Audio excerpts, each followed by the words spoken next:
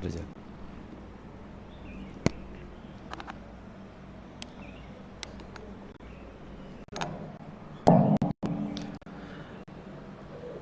Assalamualaikum warahmatullahi wabarakatuh.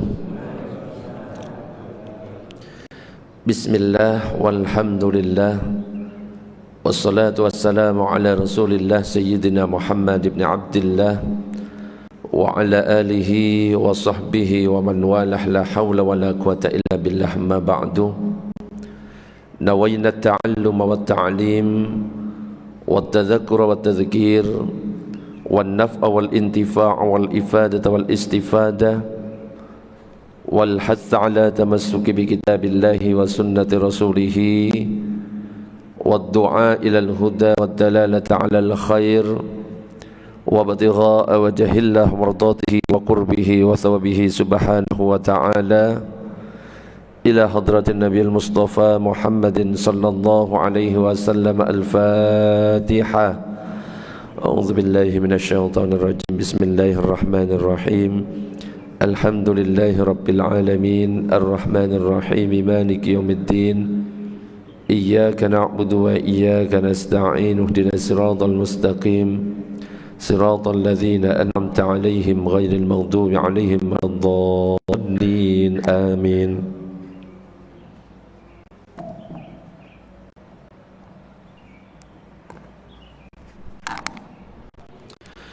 Para jamaah, Bapak Ibu yang dirahmati oleh Allah, alhamdulillah pada kesempatan pagi ini kita masih diberikan kesehatan oleh Allah, masih diberikan kesempatan untuk bisa melaksanakan salah satu kewajiban kita, yaitu sholat subuh, dan kita bersyukur karena kita bisa melaksanakannya dengan berjamaah. Mudah-mudahan kita semuanya istiqomah, amin ya rabbal alamin. Para jamaah, Bapak Ibu yang dirahmati oleh Allah, melanjutkan kajian di pertemuan sebelumnya tentang masalah masjid. Sekarang kita akan membahas tentang kepengurusan masjid.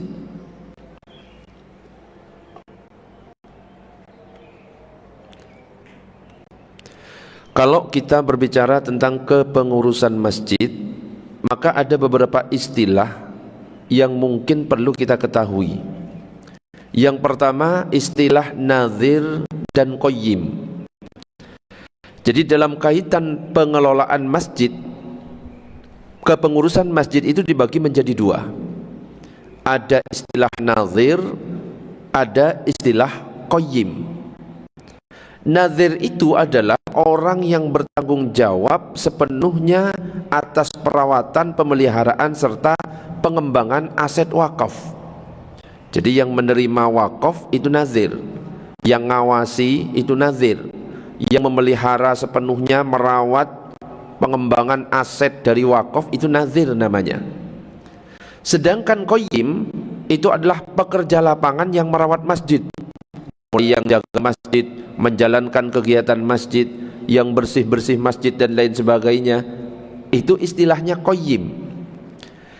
Dan ketika kita mau menentukan nazir wakaf, itu dilakukan dengan beberapa cara. Bisa ditunjuk oleh orang yang mewakafkan, bisa pemerintah, bisa tokoh agama setempat. Yang pertama, bisa ditunjuk oleh wakif, orang yang mewakafkan. Jadi ketika ada orang mewakafkan tanah untuk masjid, maka orang yang mewakafkan itu punya hak untuk menunjuk siapa nanti yang bertanggung jawab mengelola harta yang telah diwakafkan.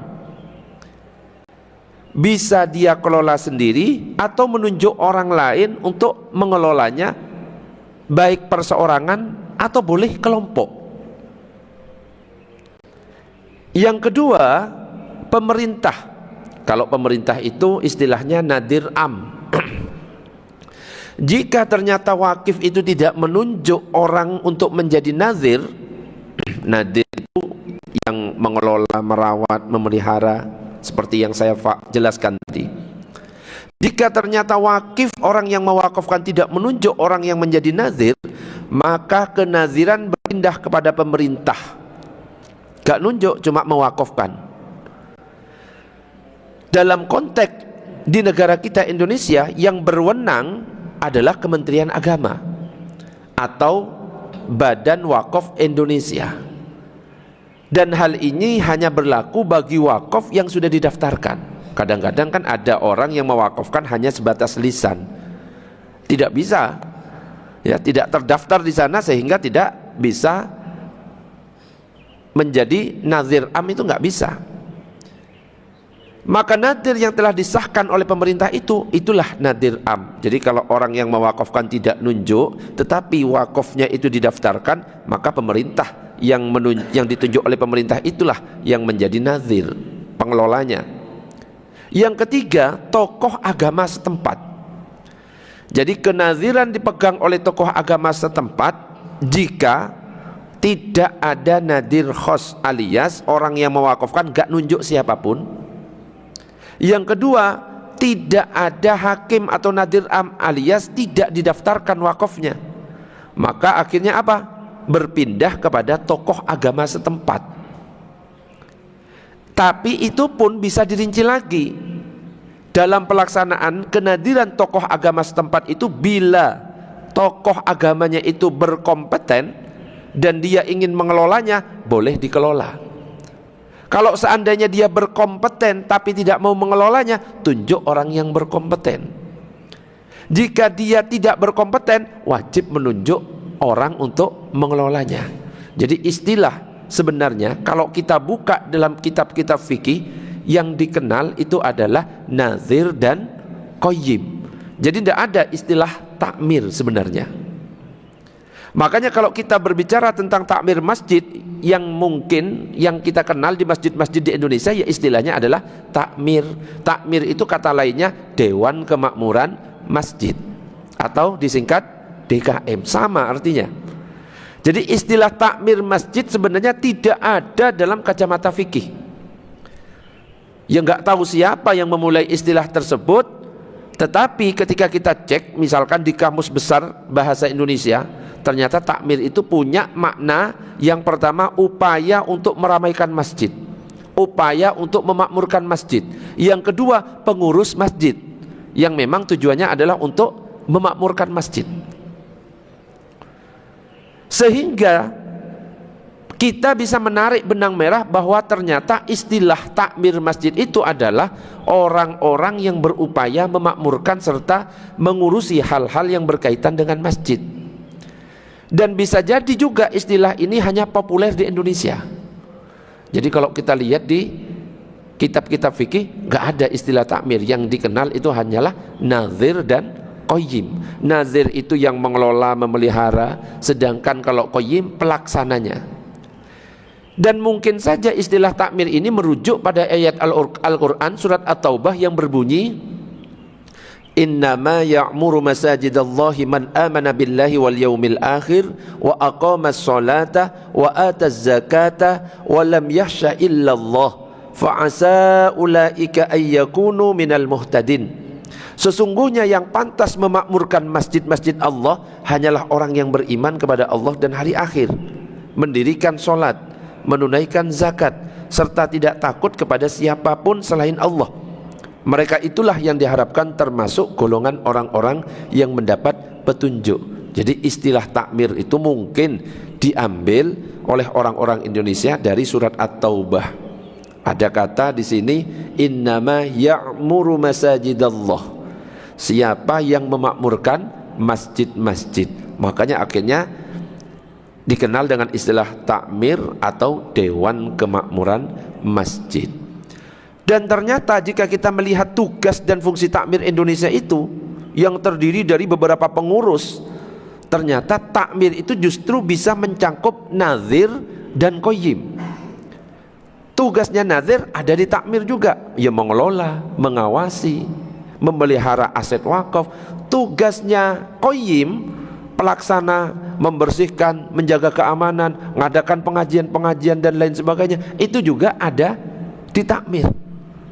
Justru takmir yang ada di Indonesia, istilah takmir itu mencakup nazir dan qayyim. Oleh karena itu ketika membahas tentang masalah qayyim dan nazir, sebenarnya kita sudah cukup kita bahas tentang tugas-tugas takmir itu apa. Makanya untuk para takmir ini harus ngerti tugasnya apa. Tentang masalah keuangan, nanti uangnya itu kemana saja, nanti ini yang akan kita bahas. Allahumma shalli ala sayyidina Muhammad. Makanya disebutkan ini ketika membahas kewajiban serta tugas-tugas nadir dan qayyim sudah tercukupi dengan istilah takmir masjid. Nah, sekarang pembahasan kita, apa saja kewajiban dari takmir masjid itu? Yang pertama adalah menjaga dan merawat masjid. Jadi takmir itu berkewajiban menjaga masjid dan semua aset-asetnya. Artinya takmir itu tidak boleh merubah aset pokok wakaf meskipun untuk yang lebih baik, kecuali berdasarkan syarat wakif yang memperbolehkan perubahan kepada yang terbaik sesuai maslahah. Misalkan merubah masjid menjadi rumah sewa, atau sebaliknya rumah sewa menjadi masjid, merubah tanah wakaf untuk bertani menjadi untuk tanah bangunan. Jadi kalau memang ini diwakafkan untuk ini, lakukan sesuai dengan apa yang diikrarkan oleh wakif. Termasuk juga menjaga masjid dan aset masjid itu adalah mendaftarkannya dan mensertifikatkan. Itu termasuk menjaga masjid. Kenapa? Karena kalau misalkan ini ternyata tanah ini, ya misalkan milik keluarga, kemudian diwakafkan dan tidak tertulis, ya, bahwa tanah ini diwakafkan, bisa jadi anak turunnya itu saling berebut. Loh, ini tanah milik bapak saya, ini tanah milik bapak saya, yang ini berebut, yang ini berebut, sehingga pada akhirnya ketika sudah jatuh kepada tangan keluarganya, dijual tanahnya, masjidnya ya berantakan akhirnya. Makanya ketika memang ada pewakafan kepada masjid, kalau bisa langsung disuratkan, sehingga kalau ada yang nuntut bahwa tanah ini milik bapak saya, tanah ini milik ibu saya dan lain sebagainya, kita bisa mengeluarkan, inilah sudah diwakafkan.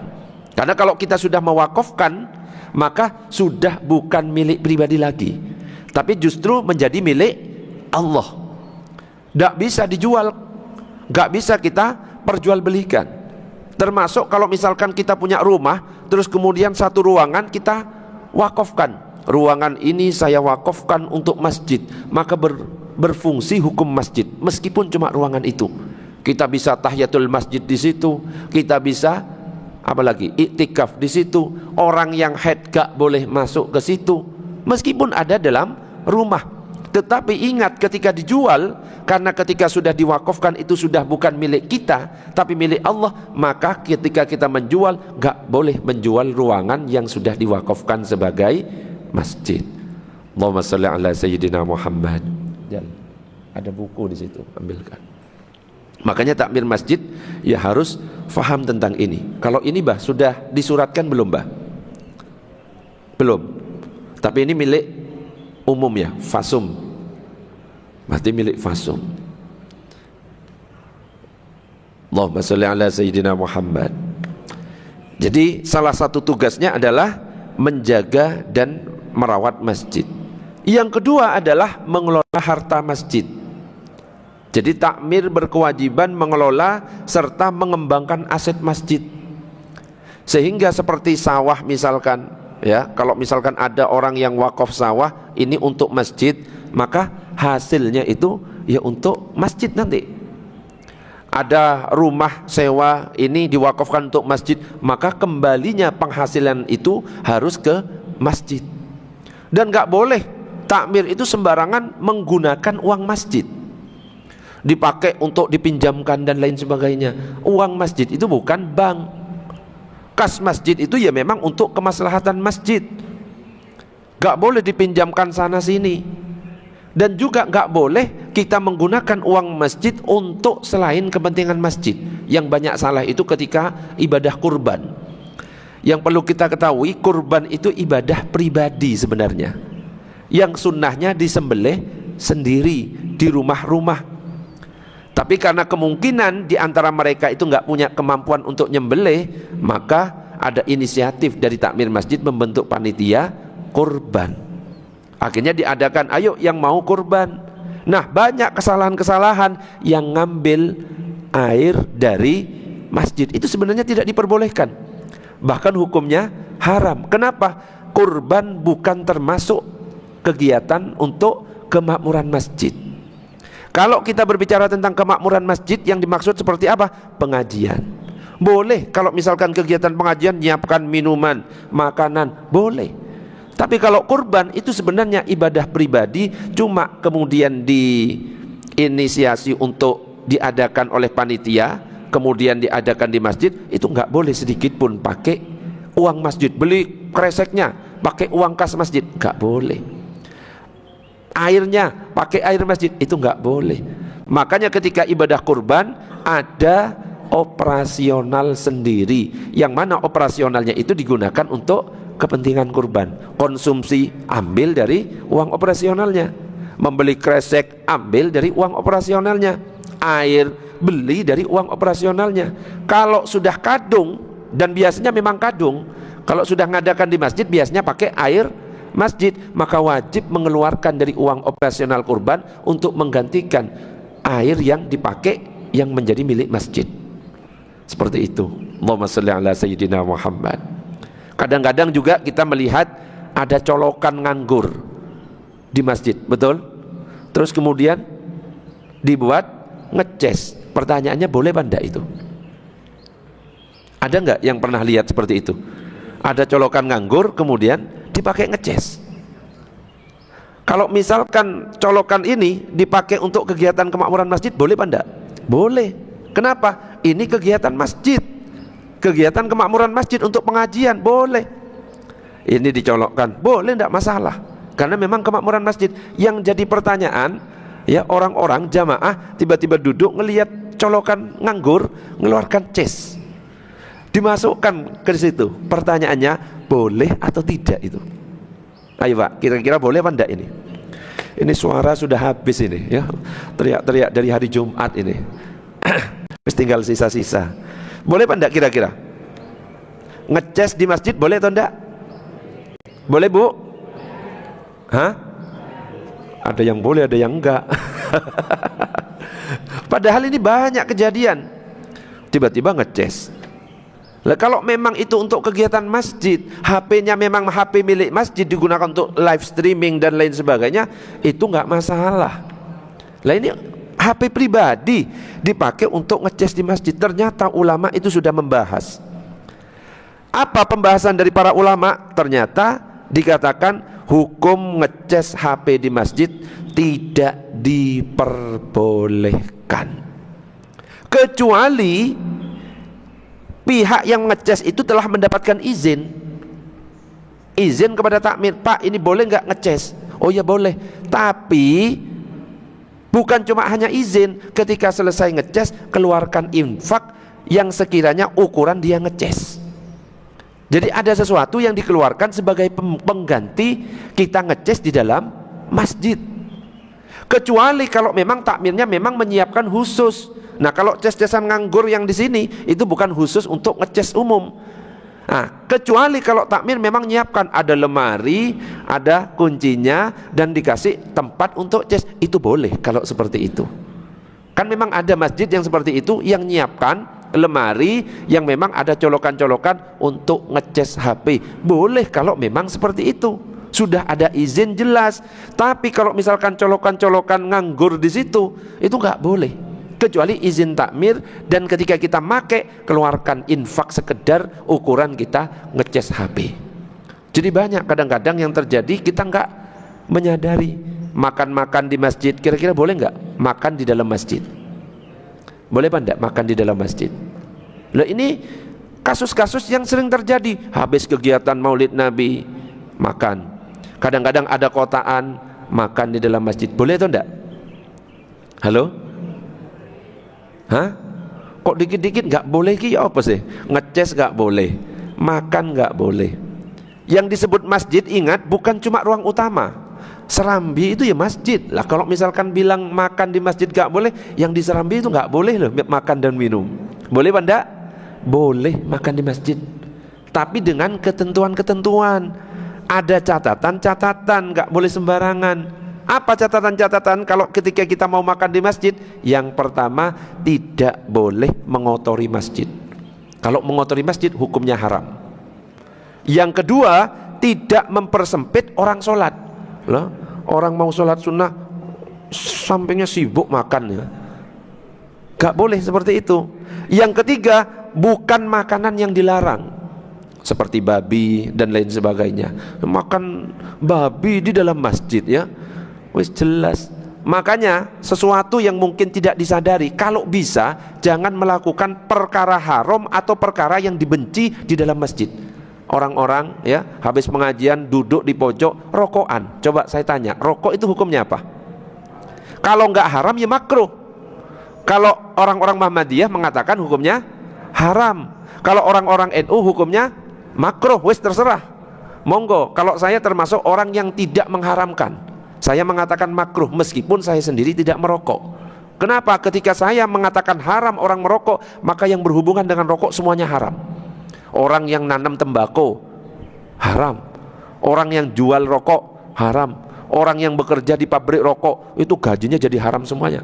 Bisa nggak saya berfatwa haram terus mengganti kayak gitu itu ya, orang-orang yang seperti itu? Makanya saya milih hukum makruh meskipun saya tidak mengamalkan. Kadang-kadang ada terus tiba-tiba di pojokan masjid sambil rokokan, itu tidak boleh ya. Karena apa? Merokok minimal hukumnya makruh, dibenci. Maka jangan lakukan hal-hal yang dibenci di dalam masjid. Allahumma sholli ala sayyidina Muhammad. Sama halnya ketika kita membaca basmalah misalkan. Hukum membaca basmalah apa, Pak? Apa hukumnya? Hah? Ini ada orangnya atau tidak ya? Wes suara habis kok ono sing jawab iki tak pulang ae. Hukum baca basmalah apa hukumnya? Iya, tergantung keadaannya. Ada kalanya membaca basmalah hukumnya wajib. Ketika apa? Salat. Kalau kita bermadzhab Syafi'i wajib membaca basmalah. Kenapa? Salah satu rukun dalam salat adalah membaca Al-Fatihah, di mana Al-Fatihah itu ayat pertamanya adalah bismillah. Wajib. Bisa hukumnya basmalah itu sunnah ketika kita melakukan perkara sunnah. Misalkan ngaji, ayo kita awali dengan basmalah. Sunnah. Bisa hukumnya mubah, kita mindah meja baca basmalah tanpa niat zikir, mubah. Tapi kalau diniatkan zikir dapat pahala. Bisa membaca basmalah hukumnya makruh. Kapan? Ketika misalkan kita melakukan perkara makruh. Contoh, nyabut uban, bismillahirrahmanirrahim. Rokokan, bismillahirrahmanirrahim. Jadi makruh. Atau masuk ke dalam kamar mandi. Kalau masuk ke kamar mandi itu dua hukumnya. Kalau cuma masuk hukumnya makruh. Tapi kalau lagi buang hajat terus kemudian menyebut nama Allah, itu hukumnya haram. Lagi ngeden alhamdulillah, lah itu haram. Atau bismillahirrahmanirrahim, lagi buang hajatnya itu haram. Tapi ketika masuk di dalam kamar mandi hukumnya makruh. Makanya ada yang bertanya, Ustadz kalau saya wudhu di dalam kamar mandi boleh ndak? Ya boleh-boleh saja. Tapi ketika kita membaca basmalah cukup di dalam hati. Termasuk kalau ketika kita ada di dalam masjid kok terdengar suara azan, dua cara. Cara yang pertama jawabnya di dalam hati. Cara yang kedua boleh nanti dijawab setelah keluar dari kamar mandi, meskipun azannya sudah selesai. Tak usah mempersulit diri. Katanya Ustadz gak boleh menyebut nama-nama Allah di dalam kamar mandi. Ketika azan Allahu Akbar, terus kepalanya keluar, Allahu Akbar, tutup lagi. Itu mempersulit diri sendiri. Oke? Jadi ada ilmunya semuanya itu. Allahumma sholli ala sayyidina Muhammad. Oke. Jadi yang kedua adalah mengelola harta masjid. Sebelum saya lanjutkan, ada pertanyaan sampai di sini? Monggo, silakan Pak Ali, silakan.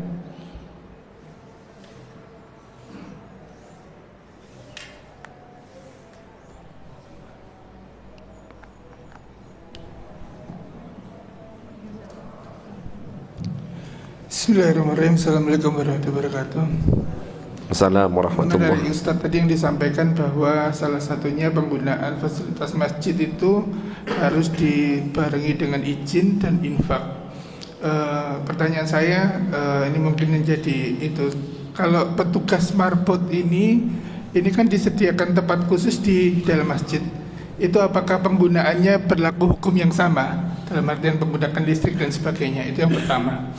Kemudian Ustadz, sekarang ini kan banyak masjid itu sebagai solusi, sebuah tempat solusi.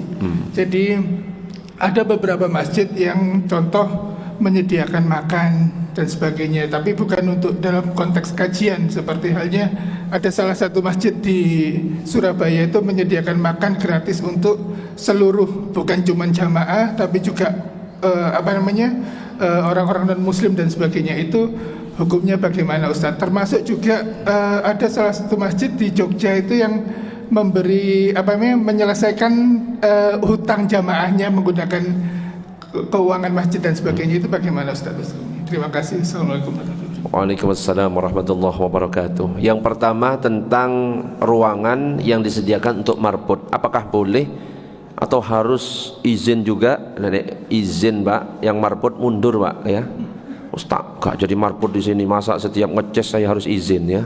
Itu sudah sekaligus jadi marbot, ya kebutuhan-kebutuhannya ya harus dipenuhi di situ.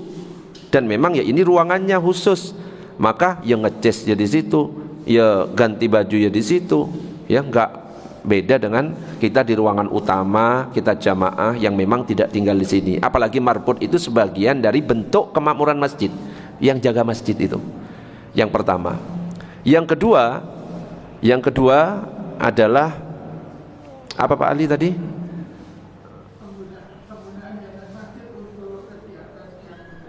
Oh ya. Jadi nanti dana itu, saat saya jelaskan tentang dana, ada dana yang memang khusus pembangunan, ada dana yang untuk kemaslahatan, kemakmuran. Kalau kemakmuran ini justru lebih luas jangkauannya. Kalau misalkan ada orang infak untuk pembangunan, ini untuk pembangunan, tidak boleh geser kemana-mana, hanya digunakan untuk pembangunan. Tapi ketika kita infaknya untuk kemaslahatan atau kemakmuran masjid, itu bebas. Kegiatan-kegiatan pembangunan bisa diambilkan di situ. Kegiatan-kegiatan masjid yang mungkin ada TPQ di situ bisa diambilkan dari situ. Ada lagi di situ nanti dana sosial atau umum. Bisa jadi itu diambilkan dari dana sosial untuk umum. Kalau dana sosial bisa digunakan masjid, bisa digunakan untuk umum, santunan yatim piatu, ada kegiatan kurban. Kalau memang ada dana sosial, makanya kotak infak itu dibedakan. Makanya kalau misalkan ya harus benar juga pengelolaannya, nggak sembarangan. Kas masjid digunakan untuk ngasih makan, nggak boleh. Makanya itu juga perlu ilmu. Dia harus tahu bahwa ini kotak infak untuk apa, ini kotak infak untuk apa. Mungkin saja kita husnudzon itu digunakan dari dana sosial yang memang untuk umum sehingga bisa disebarkan. Dan itu memang cara dakwah untuk mendekatkan orang-orang yang mungkin jauh dari masjid. Ya, tukang beca nongkrongnya di sana, ayo Pak makan dulu. Ya, yang awalnya cuma nongkrong makannya di warkop, akhirnya makannya di masjid. Bagus, salah satu dakwah itu kayak gitu. Ya seperti yang saya sampaikan, Wali Songo ketika dakwah yang ngikuti kebiasaan-kebiasaan orang itu.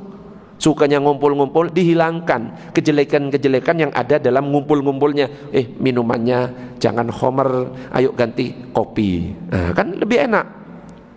Oh, yang dibaca ojo musik-musikan. Ya kita ganti ayo tahlilan. Makanya ada tahlilan. Ada lagi manakiban yang dibaca sejarah. Ya, jadinya maulidan dan lain sebagainya. Nah, itu caranya. Nah, gitu yang dilakukan oleh teman-teman yang mungkin model dakwahnya ya seperti itu. Cara ngajaknya itu dengan cara ayo makan.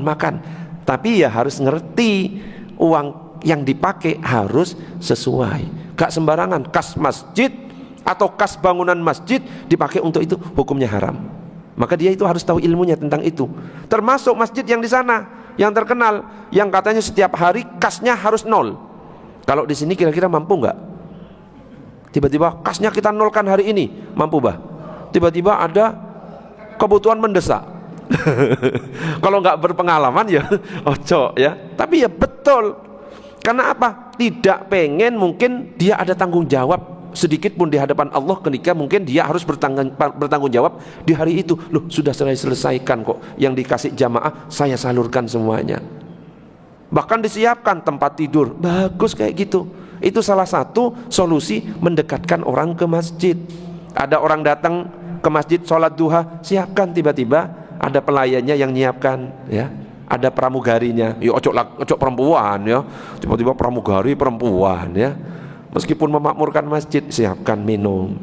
Nggak usah disuruh. Kalau bisa jangan diambilkan, kan ada masjid. Masjid apa itu? Yang viral di IG itu. Ada orang tidur diambilkan bantal. Ya sekalian keloni, ya ojo ya, ojo berlebihan. Cukup kasih bantal, nggak usah dikeloni Pak Ali ya. Ada orang duduk kecapean, buatkan minum es jus. Nah gitu. Nah biasanya kalau misalkan orang-orang melihat kok supportnya keluar itu seperti itu, biasanya donaturnya itu datang dengan sendirinya. Wah ini bagus, ini bisa ngajak-ngajak, pengen tak salurkan ke situ aja dana saya, banyak sendiri itu biasanya. Tapi biasanya kalau masjidnya kaku, siang dikunci, ada nggak kira-kira? Ada masjid dikunci, ada. Ya kita husnudzon, boleh-boleh saja kita mengunci masjid kalau memang keamanannya tidak terjaga. Tapi alangkah baiknya kalau keamanan terjaga, masjid jangan pernah dikunci. Karena bisa jadi ada orang musafir, pengen mampir, pengen sholat, pengen istirahat, boleh, gak apa-apa. Orang tidur di dalam masjid boleh apa enggak? Boleh atau enggak? Boleh dengan syarat tidak mengotori masjid. Lah tidur ngiler membuat pulau Jawa di sini, ya hukumnya haram kalau ngotori. Akhirnya muncul pertanyaan, lah kalau ngiler itu hukumnya najis atau tidak? Ya apa? Iler itu hukumnya najis atau tidak? Tergantung posisinya. Kalau misalkan tidurnya kepala lebih rendah dari perut, nah yang ini peringatan untuk yang perutnya buncit ya. Kok perutnya lebih tinggi dari kepala, maka air liur itu turunnya dari perut sehingga najis. Tapi kalau kepalanya lebih tinggi, makanya kita dianjurkan pakai bantal, itu turunnya dari kepala sehingga suci. Makanya kalau memang mau tidur di masjid, ya dilihat ada aturan nggak boleh tidur nggak. Kalau memang ada aturan dari masjid, ya sudah jangan dilakukan, meskipun sebenarnya boleh. Kalaupun boleh, dijaga jangan sampai mengotori masjid. Yang ketiga apa tadi Pak Ali? Ya, sama Ustaz, yang terkait masalah dana yang digunakan untuk menyelesaikan hutangnya jamaah dan sebagainya itu kan ada Ustaz. Nah, mungkin saja pakai yang dana ketiga ya. Ada imaroh, nanti tak jelaskan habis ini. Ada untuk pembangunan, ada kemakmuran, ada yang untuk umum. Mungkin itu yang dikelola. Meskipun yang ngelola adalah takmir, tapi penggunaannya bisa untuk masjid dan untuk umum. Mungkin bisa diambilkan dari situ. Makanya harus ngerti nanti. Oh, ada kelompok-kelompok dananya yang harus digunakan untuk ini itu, dan nggak boleh ya salah gitu. Ada lagi pertanyaan? Monggo. Terkait masalah lubang-lubang stop kontak yang ada di sini, sebaiknya kami selaku pengurus itu apakah perlu diberikan tanda khusus, karena kan tidak semua orang paham ilmunya. Dan bahkan saya lihat beberapa kali ada gojek berhenti terus ngecas dan sebagainya. Apakah tidak lebih baik diberikan pengumuman atau apa, silakan digunakan dan sebagainya, karena itu sudah terlanjur ada di beberapa tempat. Ya, itu justru lebih bagus ya, untuk memudahkan orang-orang ya. Monggo boleh ngecas, terus kasih tulisan ojo lali infak bro gitu. Boleh, itu justru lebih bagus ya, meringankan orang. Karena salah satu cara syaratnya kalau misalkan kita pakai punya masjid, izin masalahnya. Nah, ketika sudah diizinkan, monggo bebas digunakan, berarti ada izin dari takmir, termasuk son-son ya. Kalau dipakai untuk acara tahlilan misalkan di luar masjid, boleh apa enggak? Enggak boleh. Kalau memang sonnya itu diwakafkan untuk masjid. Kalaupun dipinjam, ada infak yang keluar untuk kas masjid. Gitu caranya. Ada lagi pertanyaan? Monggo Mbah, silakan Mbah. Assalamualaikum warahmatullahi wabarakatuh. Waalaikumsalam warahmatullahi wabarakatuh. Ya. Masjid As-Sakinah ini kurang lebih didirikan tahun 98 Pak Ustadz ya. Sampai dengan tahun 2000 masih dalam tahap pembangunan. Jadi pada saat pendirian masjid ini ada yang namanya pengurus dulu, DKM, Dewan Kemakmuran Masjid As-Sakinah. Dalam perjalanannya kemudian berdirilah Yayasan As-Sakinah, di mana Yayasan As-Sakinah ini lahir setelah masjid ini lahir. Nah, dalam perjalanan As-Sakinah ini yayasan kurang lebih berdiri tahun 2004-2025. Nah, dalam beberapa tahun awal memang terjadi aktif ya. Kemudian pasif kegiatannya, di mana masjid is masjid, kemudian yayasan adalah yayasan sendiri ya. Nah, dalam perjalanannya memang masjid tetap berjalan. Kemudian pada tahun 2024, tepatnya bulan April, dilakukanlah reformasi, di mana yayasan ini diformalkan semuanya, perizinan dan lain-lainnya. Nah, di dalam reformasi ini terjadi reorganisasi dan restrukturisasi. Ya, di salah satunya masjid ini adalah bagian daripada yayasan. Sehingga yayasan ada sendiri dari mulai pembina, ketua sampai dengan pengurus dan lain-lain, di mana ada entitas-entitas di dalamnya. Ini ada As-Sakinah sendiri. Nah, pertanyaan saya Pak Ustadz, pada saat pendirian yayasan ini tentunya kan akan dilaporkan ya dalam segi kenegaraan dari finansial, SPT dan lainnya. Nah, pertanyaannya, apakah aset masjid, karena yayasan benar dulu di masjid di bawah yayasan, apakah aset masjid ini bisa diakui sebagai aset yayasan? Yang pertama itu, karena yayasan harus melaporkan aset-aset yang ada, padahal kita tahu bahwa masjid ini didirikan dari dana umat yang non yayasan. Kemudian kedua, pada saat ada pengelolaan finansialnya dari masjid ini, apakah otomatis yayasan bisa mengatur untuk kegiatan finansial daripada kegiatan masjid ini? Karena yayasan ini kan ada kegiatannya untuk masjid sendiri, ada juga yang untuk yang non masjid. Kemudian juga yayasan ini juga ada bisnis tertentu yang kaitannya nanti dengan kegiatan masjid. Mohon pencerahannya Pak Ustadz. Yang pertama tadi itu, apakah aset masjid bisa dijadikan sebagai aset yayasan? Kemudian yang kedua, apakah pengelolaan untuk pengelolaan finansial dari masjid ini harus wajib dilaporkan kepada yayasan? Demikian. Wassalamualaikum warahmatullahi wabarakatuh. Waalaikumsalam warahmatullahi wabarakatuh. Jadi yayasan tadi sempat saya sampaikan bahwa yang mengelola aset wakaf masjid itu bisa berupa apa tadi? Yang ditunjuk oleh wakif, orang yang mewakafkan, bisa ditunjuk oleh pemerintah ya ketika sudah didaftarkan. Nah, bisa juga tokoh atau ulama. Nah, ketika misalkan ada yayasan, berarti otomatis yang mengelola masjid adalah yayasan. Betul. Yayasan ini mengelola masjid. Betul Pak Ndak? Harus itu pertama dulu. Yayasan berarti mengelola masjid atau tidak? Ini grey area Ustaz. Hah? Nah, grey area juga di sini. Karena yayasan untuk aktivitas kegiatannya dikelola oleh DKM. Masjid ini dikelola oleh DKM. Sementara yayasan adalah sesuatu yang berdiri di atasnya ya. Iya. Jadi ada istilah nazir, ada qayyim. Kalau nadir itu pengawasnya yang melihat, memantau kegiatan-kegiatannya, mulai jaga keuangan, mulai dari pengembangan masjid, itu istilahnya nazir. Yang kedua, ada pelaksana lapangan, undang ustadz untuk pengajian, jaga keamanan masjid, bersih-bersih masjid. Nah, di situ mungkin ya kita tarik ya. Kalau misalkan kita lihat dari apa yang diceritakan Bapak, bisa jadi yang yayasan itu sebagai nazir, pengawas. Dan juga ada qayyim, qayyim itu pelaksananya. Nah, ketika ada nazir, ada qayyim, ya tetap sebenarnya bukan yayasan-yayasan, masjid-masjid. Ini masjid yang dikelola oleh yayasan. Ini masjid adalah masjid atau wakaf yang dikelola oleh yayasan, bukan masjid-masjid, yayasan-yayasan, kecuali memang yayasan berbeda yang ngaku-ngaku untuk mengelola masjid. Lah memang ini didirikan untuk mengelola masjid supaya mudah dalam pengawasannya dan lain sebagainya, maka boleh ya, tapi itu tetap dananya masjid, cuma atas namanya Yayasan Masjid As-Sakinah. Betul, namanya Yayasan Masjid As-Sakinah. Iya, karena memang didirikan untuk ngawasi atau pengembangan, pemeliharaan aset-aset wakaf. Begitu juga dengan DKM ya, DKM itu mungkinlah pelaksananya.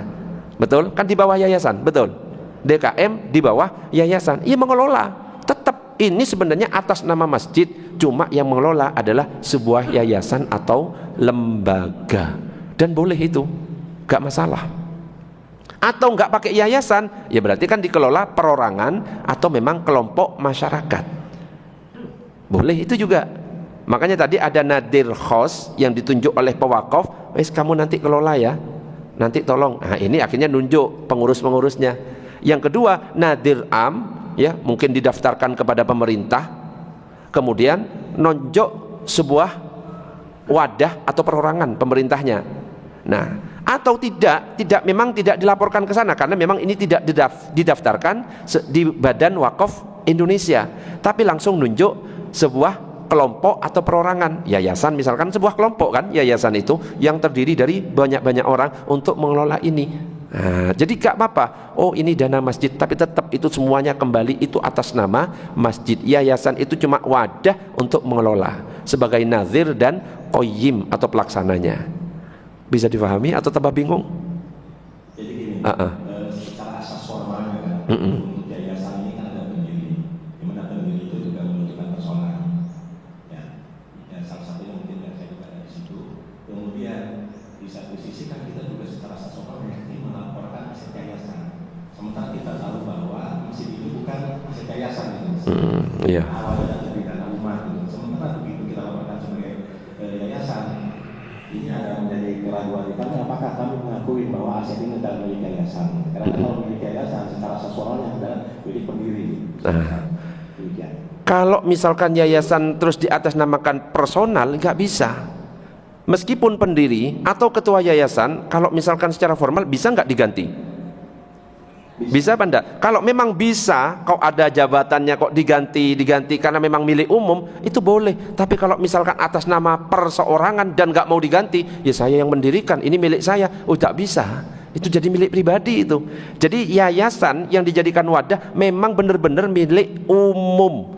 Kalau seandainya memang batas memimpinnya habis, kemudian ada pemilihan yang memang sudah berjalan secara umum, dia itu siap diganti, bukan loh yayasan saya yang mendirikan, ini milik pribadi saya. Lah kalau ada perkataan yang seperti itu milik pribadi, gak boleh bawa-bawa nama masjid, apalagi melaporkan keuangan masjid kalau memang yayasannya diakui sebagai milik personal. Bisa dipahami enggak? Masalah dalam undang-undang PT atau yayasan ini kan berbeda gitu bahwa dalam pendirian ini kan pendiri awal yang tidak mungkin juga menggunakan orang lain. Bongkar pasar pengurus bisa. Tapi yang namanya pendiri yang mendirikan, di mana di situ juga disampaikan ada untuk pendirian perusahaan atau yayasan ini dengan dana sekian. Makanya pada saat reformasi kemarin kita sebutkan dana aset tertentu soal pendiri yayasan, tetapi sebetulnya dalam prakteknya ini aset ini sudah ada gitu, sehingga pada saat kami harus melaporkan, ya ini juga pertanyaan, apakah aset atau masjid yang ada sekarang ini dimasukkan sebagai aset yayasan, amannya sih tidak sebagai aset yayasan, juga bagaimana dengan tanggung jawabannya? Karena kedepannya kita bukan mengurus masjid saja, tapi juga mungkin ada bikin lembaga pendidikan dan lain-lain, karena tercampur oleh masjid ini. Ini kembali lagi antara logika antara hukum fikih dengan asas moral di dalam undang-undang PT atau yayasan yang ada berbenturan. Ya, namanya pendiri ya tetap pendiri kan gitu kan? Ada ini kan disampaikan dengan pendiri kan ada dua, pendiri yang aktif dan pendiri maksudnya yang sebagai perdana juga. Kata dalam anggaran dasar dan anggaran yayasan. Ya, tetap diperbolehkan dengan syarat tetap luruskan niat, ya. Jangan sampai ini saya yang ini, jangan sampai ada kata-kata seperti itu. Meskipun nanti ya namanya pendiri ya ini yang aktif untuk donatur dan lain sebagainya, tetap nggak apa-apa. Ya, karena memang masjid boleh dikelola oleh sebuah wadah. Ya, namanya wadah ya kan pasti ada pendirinya. Tapi jangan sampai pendirinya itu mengakui ini milik pribadi saya, jangan. Karena kalau sudah wakaf itu bukan milik pribadi. Tapi kalau misalkan ya karena aturan dari negara ya harus ada pendiri, ada ini, ada itu, ya kita jalani sesuai dengan aturan dari negara, tapi tetap luruskan niat untuk apa? Menjalankan, mengembangkan ini. Sama halnya ketika saya jadi takmir, ketua takmir, PDAM yang bayar atas nama saya, tapi yang bayar bukan saya, dana masjid, ya. Tapi karena pendaftarannya itu harus nyetorkan KTP, ya KTP ketua takmir, saya kasih ketua takmirnya, ya. Tapi karena memang ya niatnya loh enggak, karena ini harus terdata, siapa nanti yang bertanggung jawab, saya serahkan. Tapi tetap perjalanan masjid ya dikelola, keuangannya ya keuangannya masjid, meskipun atas nama KTP saya. Jadi luruskan niat saja. Kalau memang ya harus mendirikan yayasan, ya ada pendiri yang aktif, ada pendiri yang ini, pendiri ini, luruskan saya ini niatnya untuk mengelola masjid, dan ini persyaratan-persyaratan, ada pendiri, ada ini, ya memang persyaratan yang harus dipenuhi untuk mendirikan sebuah yayasan. Saya mendirikan Majelis Al-Anwar, saya yang mendirikan, juga saya yang mengasuh. Nah, kalau saya seandainya diganti, misalkan jamaah minta, wes ustadznya ganti, ya gak apa-apa. Tapi karena pendaftaran ketika saya mendirikan Majelis Al-Anwar itu harus ada NPWP, KTP saya, ya mau nggak mau saya nyetorkan. Orang-orang mau nggak mau ya tahu kalau saya yang mendirikan, yang ngelola saya. Kok ternyata, wes saya ganti, ya silakan, boleh. Kalau saya ya gitu, karena memang tujuannya untuk ngaji kalau saya. Jadi kita luruskan niatnya, jangan sampai ada ego dan lain sebagainya. Itu aja bah, gimana? Monggo. Boleh dimasukkan ya, karena memang cara pelaporannya seperti itu, dan niatkan itu sebagai wadah untuk mengelola masjid ini ya, boleh. Oke.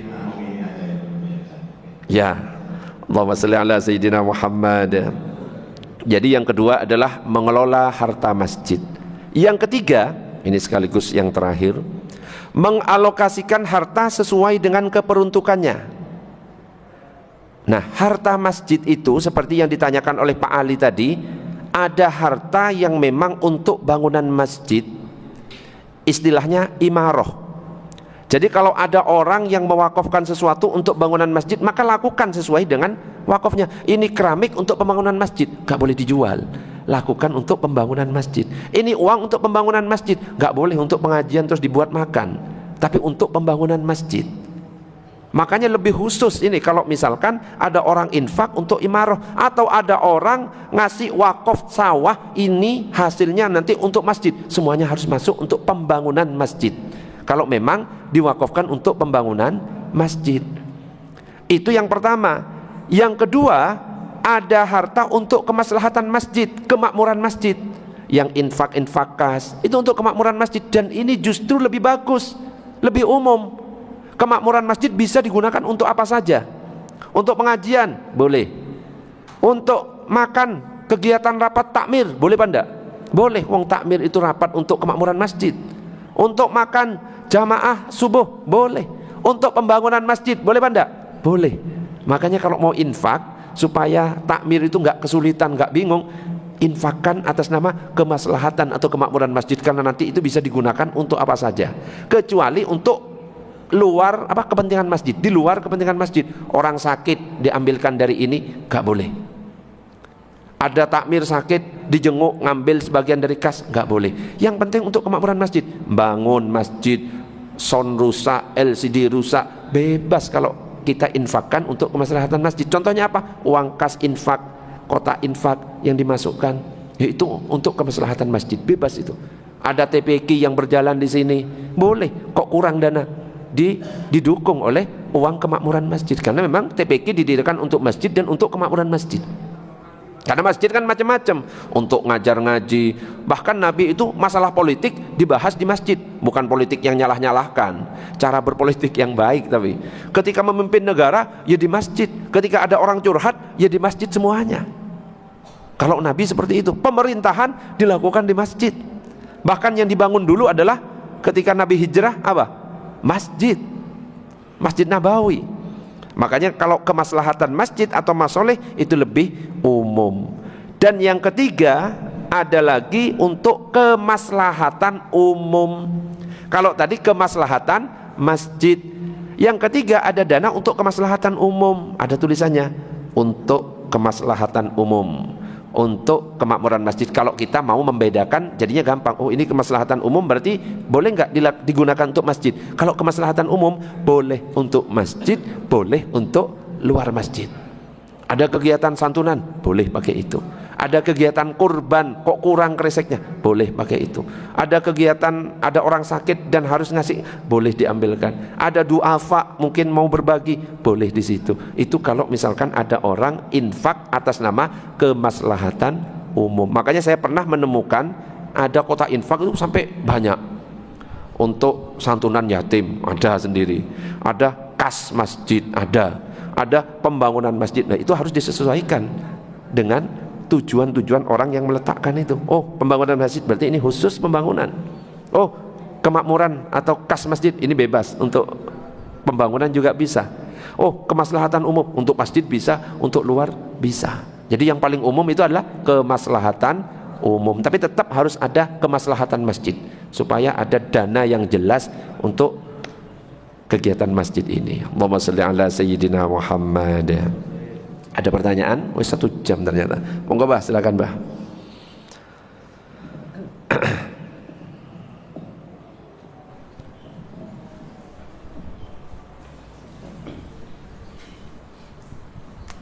Assalamualaikum warahmatullahi wabarakatuh. Waalaikumsalam warahmatullahi wabarakatuh. Mohon tanya, kebetulan saya aja salah satu pengurus yayasan di Al-Muttaqin, Bapak kan pernah di sana. Oh, Al-Muttaqin. Sama seperti di sini, di sana sudah ada yayasan, unsurnya juga ada masjid, ada usaha. Di sini ada sekolah di sana kan, ada sekolahnya. Ini ada beberapa tahun saya lihat, saya sebut sebagai pengawas, ada dana pembangunan sekolah yang dipakai bukan untuk peruntukannya Pak Ustadz, dipakai untuk kegiatan sekolah. Nah, ini kan saya sebagai pengawas kan juga harus memberi arahan ke karena dari apa yang Pak Ustadz uraikan tadi, kok saya persen ini keliru karena persen saya, tapi kan ini harus jelas dari apa yang diutarakan. Nah, ini apakah betul nih para pengurus sekolah ini uang pembangunan dipakai buat operasional itu bagaimana Pak Ustadz jatuhnya? Karena ini SDI soalnya kan, dari fikihnya. Nah, kan karena ini kan saya sampaikan ke mereka nanti. Terima kasih Pak Ustadz. Assalamualaikum warahmatullahi wabarakatuh. Waalaikumsalam warahmatullahi wabarakatuh. Seperti yang saya sampaikan tadi, dana itu kan ada 3, ada dana untuk imarah, untuk pembangunan masjid.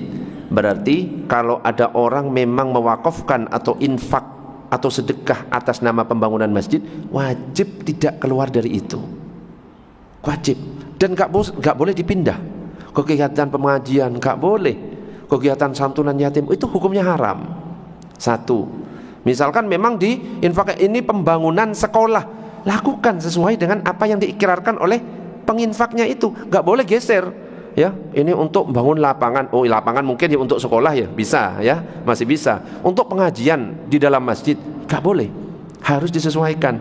Tetapi kalau seandainya memang untuk kemaslahatan masjid, maka boleh ya.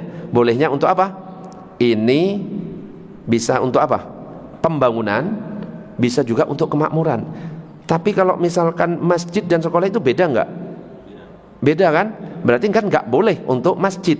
Baru boleh digunakan itu yang ketiga dananya, kemaslahatan umum. Kalau kemaslahatan umum bebas untuk siapapun, untuk orang yang membutuhkan boleh, untuk masjid boleh, untuk pembangunan sekolah karena kemaslahatan umum boleh. Makanya kalau seperti yang Bapak sampaikan tadi, pembangunan masjid digunakan untuk kepentingan-kepentingan di luar pembangunan masjid, maka itu ya mohon maaf, hukumnya haram, tidak diperkenankan. Tugas pengawas menyampaikan, Pak, ini kalau memang ini wakafnya untuk pembangunan masjid, harus pembangunan masjid. Kalau ini kemaslahatan atau kemakmuran masjid, boleh kita ambil untuk pembangunan masjid. Kalau kemaslahatan umum, lebih umum, boleh untuk orang luar, boleh untuk masjid, untuk sekolah, boleh. Makanya harus diperjelas nanti, gitu. Oke? Allahumma sholli ala sayyidina Muhammad. Suara saya tambah habis. Ada lagi pertanyaan? Sudah ya? Sudah? Ibu-ibu sudah nggih? Nggih, ini masalah masjid ini sebenarnya ya untuk pengurus ya, bingung jamaahnya ini apa sih yang diomongkan. Tapi nggak apa-apa, biar ngerti lah ya tentang keuangan masjid, bahwa kita itu nggak boleh sembarangan untuk mengelola masjid, dan insya Allah ya nanti pasti akan dipertanggungjawabkan ya, yang niat-niatnya nggak benar dan lain sebagainya. Dan untuk pengurus masjid ya kalau bisa dilayani jamaahnya. Seperti yang disampaikan Pak Ali tadi, ada yang nyiapkan makanan, boleh, gak apa-apa, untuk narik jamaah. Tapi ingat, yang dipakai dana yang mana, kan gitu kan? Dana sosial, dana untuk umum, boleh, panggil aja, ayo, boleh. Bukan dana kemaslahatan atau dana pembangunan. Yang penting betul dana mana yang digunakan, boleh. Ngasih ustadznya uang transport, boleh, itu wajib itu ya. Loh, itu wajib ya. Oh, berangkat jam 2:30 nggak dikasih kan, itu yo dosa besar itu. Ndak. Saya itu nggak butuh itu ya, nggak ngurus itu urusan panitia. Wes dari tadi nggak guyon soalnya, tak guyon nih. Saya nggak bisa kalau nggak guyon nih. Nek ngomong masalah masjid harus serius soalnya. Wes mudah-mudahan sedikit. Ada yang mau tanya sebelum saya tutup? Ada? Monggo. Ini Pak Ali kayaknya berdiskusi seru. Ayo Pak, monggo Pak. Sebelum saya tutup, monggo.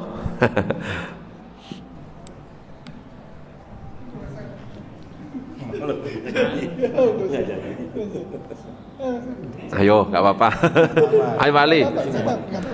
Ayo, biar permusuhan kita semakin ketat Pak Ali. Bukan Ustaz, tadi ini ada pertanyaan dari YouTube, dari media sosial kami. Jadi apabila sebuah masjid itu kan ada petugas, Ustaz, ada petugasnya, dan kemudian sudah berakad ada bisyarah untuk petugas tersebut. Dan apabila di suatu ketika itu ada keadaan di mana masjid ini secara finansial itu belum mencukupi atau secara bisa dikatakan itu pas-pasan, Ustaz. Nah, ini bagaimana? Apakah ketika ada kekurangan finansial itu, sedangkan kita sudah berakad dengan petugas masjid itu, dananya itu dicarikan dari mana, Ustaz? Apakah dari kas masjid itu kemudian ya sudah dari itu dulu untuk itu gimana? Iya, ngundang Ustadz terus uangnya pas-pasan misalkan ya. Ya, misalkan ada yang bertugas sebagai imam, kan kadang-kadang ada kan imam rawatib, muadzin. Bukan berarti nggak boleh loh harus ikhlas jadi imam, ya nggak ngono juga ikhlas itu, ya. Jadi boleh memang uang kas masjid itu diambilkan untuk kegiatan-kegiatan seperti itu, membayari marbutnya, bayari imamnya, bayari muadzinnya. Tapi ya pengurus masjid harus lihat keuangannya cukup enggak untuk membayari itu semuanya. Kalau memang enggak cukup ya komunikasikan, Mas, ini kebetulan keuangan masjid ini sudah menipis. Saya kan biasanya bayarnya 100.000. Lah ini nggak mampu kayaknya kalau misalkan harus setiap bulan 100.000. Kalau misalkan ini ada pengurangan 50, gimana? Masnya mau lanjut monggo, kalau misalkan tidak berkenan ya mohon maaf saya tidak bisa melanjutkan terlebih dahulu. Harus ada komunikasi seperti itu. Meskipun ada akad, ya harus disampaikan. Bukan pak tiba-tiba langsung dipotong sepihak, omongkan dengan itu. Kalau memang setuju, oh iya Pak, nggak apa-apa, sekaligus saya menginfakkan diri saya untuk membantu masjid. Bagus, nggak usah bayar saja. Pak Ali misalkan ya, jadi petugas kebersihan, saya nggak usah bayar nyedot WC, apa-apa ya. Misalkan ya, nggak apa-apa Pak Ali ya. Pak Ali kan sudah ikhlas diwakafkan untuk digojoloki katanya ya. Boleh kok Ustaz, nggak apa-apa, saya wakafkan diri saya untuk digojoloki Ustaz ya. Saya serang terus ya, biar permusuhan kita semakin ketat ya Pak Ali ya. Allahumma sholli ala Sayyidina Muhammad. Ada lagi? Lo kan gak terima, gak percaya.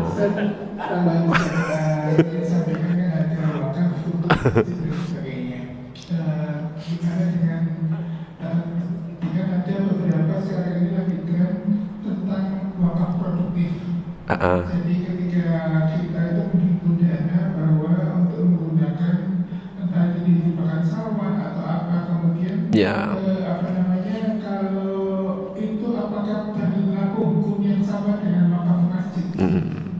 Ya, ini wakaf loh, dilihat ikrarnya Pak Ali.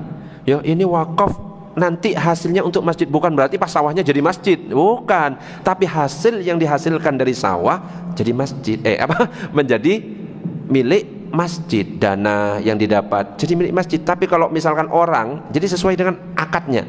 Ini tanah sawah saya wakafkan sebagai masjid, jadi masjid. Gak boleh dijual, gak boleh. Ya sudah, itu hukumnya jadi masjid.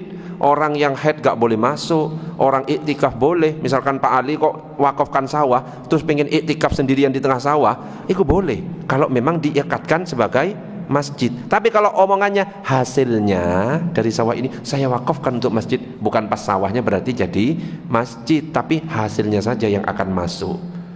Maksud saya jadi nanti itu hasilnya itu masuknya seperti yang di dua ya Ustaz, untuk kemaslahatan masjid. Nah, enggak, tergantung. Ini wakaf hasilnya untuk apa? Kalau untuk kemaslahatan masjid bebas. Makanya harus pilih yang umum saja supaya takmir itu enak.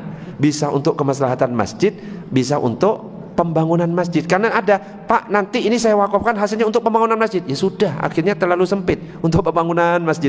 Lebih baik jawabannya ini untuk kemaslahatan kemakmuran masjid, itu bebas. Jadi tergantung omongannya. Kita tanya, Pak, ini wakafnya untuk apa hasilnya? Untuk pembangunan. Pak, enggak, ganti aja kemaslahatan masjid. Oh ya wes, kemaslahatan. Kan kadang-kadang enggak paham orang-orang itu. Karena kalau kemaslahatan itu untuk ini, Pak, tapi kalau untuk pembangunan nanti kita ya cuma untuk pembangunan saja. Tergantung apa yang diakadkan atau diikrarkan oleh pewakafnya itu. Bisa dipahami? Oke, sudah, emosinya sudah. Sudah ya. Wes, saya nanti tambah emosi ngelihat Pak Ali nanya. Kita tutup dengan doa kafaratul majlis. Subhanakallahumma wa bihamdika asyhadu an la ilaha illa anta astaghfiruka wa atubu ilaik. Assalamualaikum warahmatullahi wabarakatuh.